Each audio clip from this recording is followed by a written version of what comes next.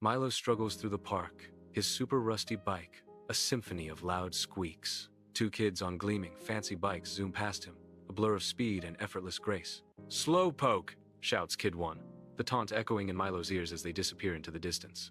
Milo grits his teeth, pushing harder, the rusty bike protesting with each rotation. Milo arrives at the bustling market, sunlight glinting off colorful stalls and eager faces. He approaches a vendor, his eyes drawn to a giant pastry shimmering under the sun. Milo, captivated by its sugary allure, exclaims, "This looks delicious." The vendor warns, "Good luck. That thing is basically a sugar brick." Milo purchases the pastry, undeterred by the warning, ready for a sugary adventure. A gust of wind tears through the crowded market, scattering debris and unsettling the vibrant chaos. Milo's napkin dances away, leading him on a frantic chase through the throng. His shoes squeak against the worn cobblestones as he picks up speed, eyes fixed on the escaping paper.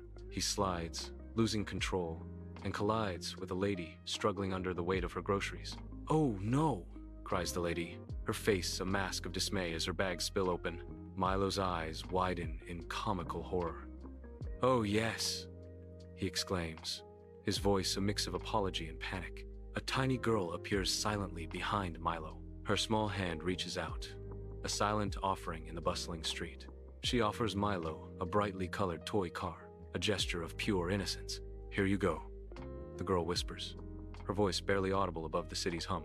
Amidst the city's hustle, a lone street performer commands attention, his platform a stage for impending chaos. Clapping his hands, his eyes gleam with mischievous intent, promising a spectacle of the absurd. "Prepare for nonsense." The performer's cry hangs in the air, a challenge and an invitation. Behind him, the puppets twitch, eager participants in the unfolding drama. "Bubba, bubba, bubba," they exclaim. The crowd roars its approval, a sea of faces united in anticipation. Whew! Milo mounts his bike, a determined glint in his eyes as he prepares to ride through the bustling park. The bike emits a squeak, a sound like an angry goose that pierces through the park's gentle hum. Startled, a nearby flock of pigeons takes flight, their wings creating a flurry of motion and feathers. A ripple of applause begins as parkgoers mistake the bike's squeak for a whimsical musical performance. Milo, surprised, glances around, a mixture of confusion and amusement spreading across his face. The applause swells, and Milo, now grinning, decides to play along, pedaling forward with newfound flair. Milo speeds down the street, a blur of motion against the urban backdrop, pastry clutched tightly in his hand.